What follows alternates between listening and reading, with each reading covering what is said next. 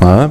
Que quando nós vamos analisar esse período, nós temos que entender o que foi, antes de tudo, o sonho que Nabucodonosor teve, né? Nabucodonosor, o primeiro imperador mundial, né? Não houve um imperador com tanto poder, né? Até Nabucodonosor.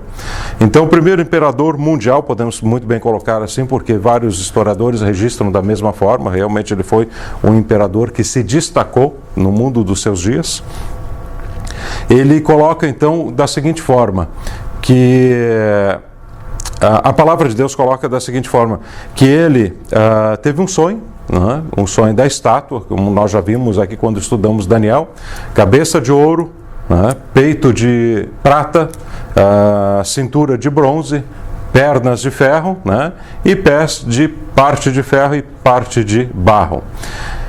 Por que é tão importante nós salientarmos esta estátua?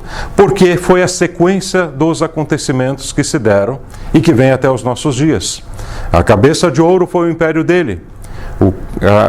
A parte do peito, de prata, foi o Império Medo-Persa, que veio na sequência depois do Império Babilônico.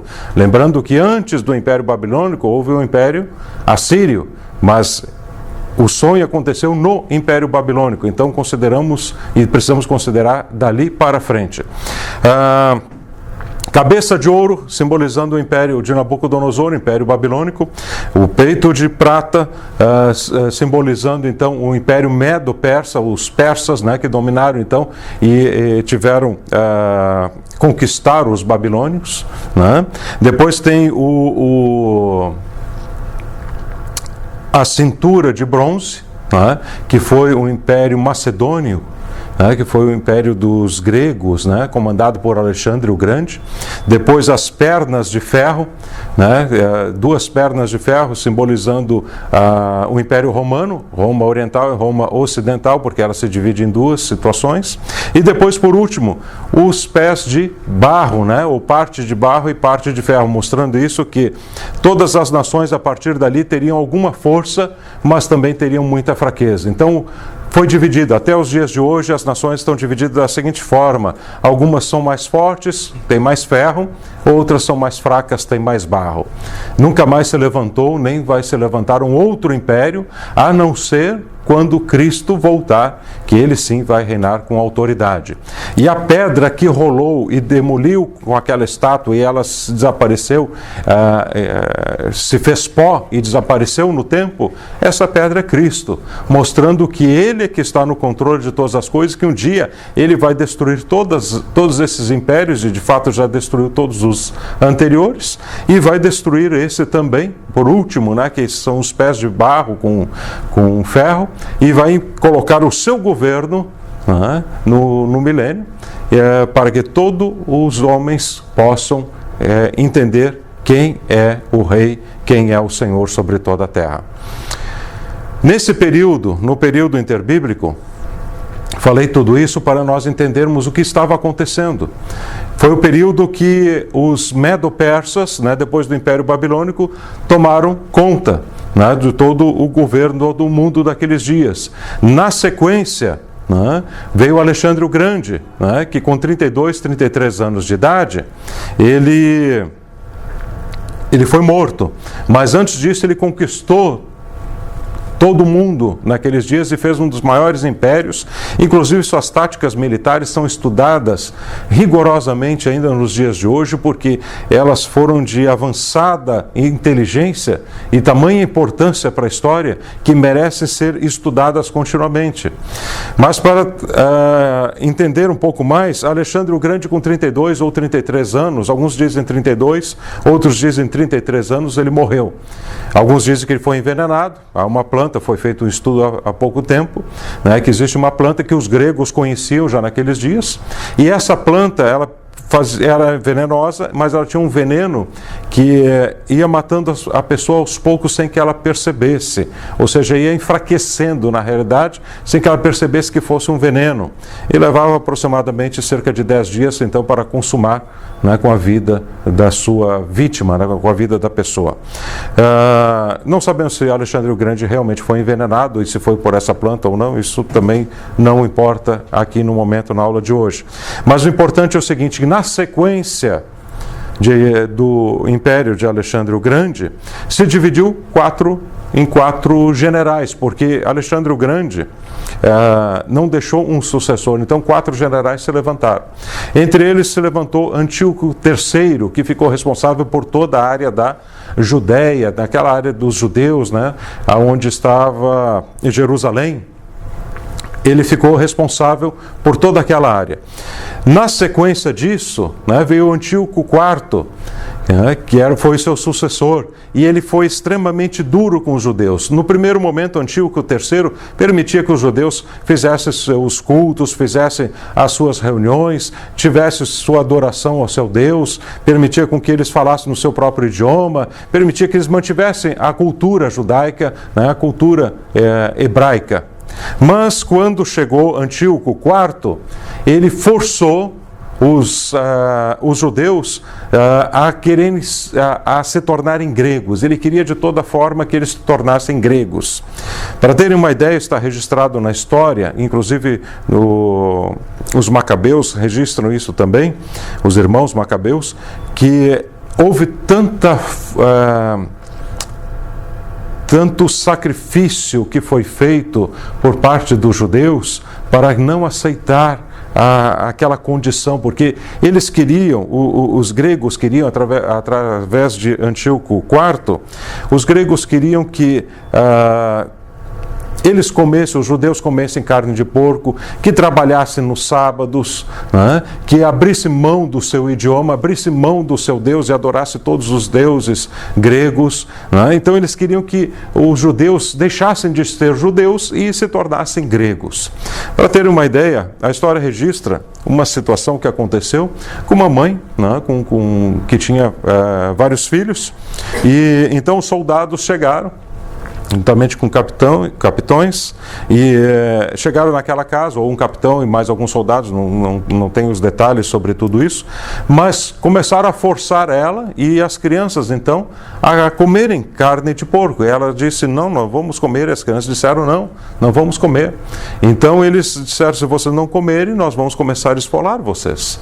E então ela diz, não, mas nós não vamos comer. Então pegaram uma das crianças e começaram a arrancar a pele dela. E fizeram isso também com outra, o outro mataram, e foi uma tristeza muito grande, até que o final daquela reunião todos estavam mortos, ali todos os judeus estavam mortos, e entraram na história como heróis, mas eles não abriram mão dos seus princípios, de não comer carne de porco, de não reverenciar o sábado, não seguir as leis de Deus e não obedecer ao Senhor, né, e ter Ele como único Deus. Então nós vemos que foram situações bastante difíceis. E nesse período interbíblico também aconteceram milagres, aconteceram situações bastante interessantes. Por exemplo, os irmãos macabeus, eles se revoltaram, os sacerdotes, né, o sacerdote Matitias, ele se revoltou contra toda aquela situação e aquela perseguição e conseguiu realmente se levantar contra os gregos. E uma vez que ele conseguiu se levantar contra os gregos, eles tomaram Jerusalém de novo, limparam o templo, purificaram o templo, voltaram então a fazer o sacrifício no templo, né? E interessante que eles não tinham muitos recursos quando fizeram isso, e existe até uma data, o Hanukkah, que os judeus têm como a virada do ano, uma das datas, né, mais festivas que eles têm, e isso não está no Antigo Testamento, porque aconteceu justamente nesse período interbíblico, porque quando eles conseguiram tomar de novo o templo e Jerusalém, e quando então eles foram acender, né, a menorá, né, que é os 7 candelabros, né, que estavam antes, né, no templo do tabernáculo e também no templo de Salomão. Agora estamos falando do templo de Zorobabel, o segundo templo. Então, nesse momento, a história registra que eles não tinham azeite senão um dia. Então eles colocaram o azeite que tinham, que é um azeite preparado, um azeite santificado, um azeite sagrado, né, que eles usavam ali, para que as 7 lâmpadas, né, tipo do Espírito Santo, ficassem acesas. Ocorre que o azeite, eles sabiam, era só para um dia, e levaria mais quase 9 dias para ficar pronto uma outra porção suficiente para várias vezes, então, ser colocado esse azeite. Ocorre que eles colocaram para um único dia, e esse azeite, o milagre dos milagres, permaneceu aceso durante 9 dias. Por isso que algumas menorás têm 9 braços, e outras 7. As de 7 braços significam, ou melhor, apontam para a menorá original, a que era utilizada dentro do templo e a que também era utilizada no tabernáculo antigo. Agora a nova menorá, né, ou essa menorá dessa data festiva, foi utilizada com 9 por causa dos 9 dias, né, que esse óleo miraculosamente durou, né? E essa data é comemorada todos os anos em memória a essa manifestação gloriosa que Deus permitiu que o povo de Israel tivesse em uma época que foi o silêncio de Deus. Continuando aqui então. Onde está o cordeiro para o holocausto e onde está o Deus do juízo? Essas foram as perguntas que com certeza foram levantadas durante esse período. Porque, parem para pensar por um minuto, são praticamente seis gerações que ficaram sem ouvir a voz de Deus. Houve um silêncio de Deus. 400 anos sem Deus dirigir uma palavra, 400 anos sem Deus falar, 400 anos sem Deus levantar um profeta inspirado, sem dar uma palavra inspirada que pudesse ser registrada nas Escrituras. Foram 400 anos em silêncio. E aí fazem a pergunta: onde está o cordeiro para o holocausto? Quem que então será sacrificado? E ao mesmo tempo, onde está o Deus do juízo? Porque todas as situações como estão sendo atravessadas são situações difíceis. E queremos o quê? Queremos Deus fazendo justiça. É isso que eles estão clamando aqui. Queremos Deus fazendo justiça. A plenitude dos tempos. Nenhum estudo do Novo Testamento pode ser completo sem que se tome em consideração os acontecimentos dos 400 anos que se passaram entre a profecia de Malaquias e o nascimento do Senhor Jesus. Esse período, também chamado de período interbíblico, ou de período de silêncio profético, pelo fato de não ter surgido em Israel nenhum profeta inspirado. É um período de grande atuação do nosso Deus na história, preparando tudo para que, vindo a plenitude do tempo, ele enviasse seu filho nascido de mulher, nascido sob a lei, para resgatar os que estavam sob a lei, a fim de que recebêssemos a adoção de filhos. Tá? Deus não levantou profeta, Deus não dirigiu a palavra para alguém, não levantou um juiz, não levantou ninguém nesse período. Tá? São 400 anos que não existe uma palavra inspirada, um profeta inspirado. Existiram profetas? Sim. Existiram sacerdotes? Sim. Né? Mas não eram inspirados por Deus. O que aconteceu nesse período de 400 anos? Como estávamos falando agora há pouco, no início do vídeo, né? Veio o quê? O Império Persa, logo depois do Império Babilônico. O Império Babilônico de Nabucodonosor, do qual teve o sonho da estátua, né? Então, na sequência, veio acontecendo exatamente aquilo que o sonho dizia, que viria o quê? O período persa, que é o peito de prata. O Império de Nabucodonosor é a cabeça de ouro. Depois o período grego, que é o Império Macedônio. Aí viria o quê? A cintura de bronze. Tá? O período Macabeu, tá? Que deu dentro desse período aqui, logo após, junto com o período grego, porque o período Macabeu não é um império. Tá? O período Macabeu faz parte do Império Grego. Mas por que está aqui separado? Porque eles se levantaram contra os gregos e tomaram a cidade de Jerusalém, liderado por Matitias, que era um sacerdote, tá? Macabeu, tá? Matitias, Macabeu, ele tomou, fez uma revolução, se rebelaram contra o Império Grego, tomaram Jerusalém, tomaram o templo de volta, purificaram o templo, né? E voltaram a apresentar sacrifícios ao Senhor, lá dentro. Tá? Por isso que está separado aqui as datas. E então depois começa o período do Império Romano. E aí se divide o quê? O Império Romano tem as duas pernas, tá? De acordo com a estátua de Nabucodonosor. E essas duas pernas, como foi falado há pouco, elas são de ferro. E significam o Império Romano Ocidental e o Império Romano Oriental, porque era dividido em duas partes. Continuando, tudo isso é importante nós entendermos para compreender melhor como estava o mundo naqueles dias e como Cristo veio a esse mundo. Os persas dominaram o mundo desde 536 até 331 a.C.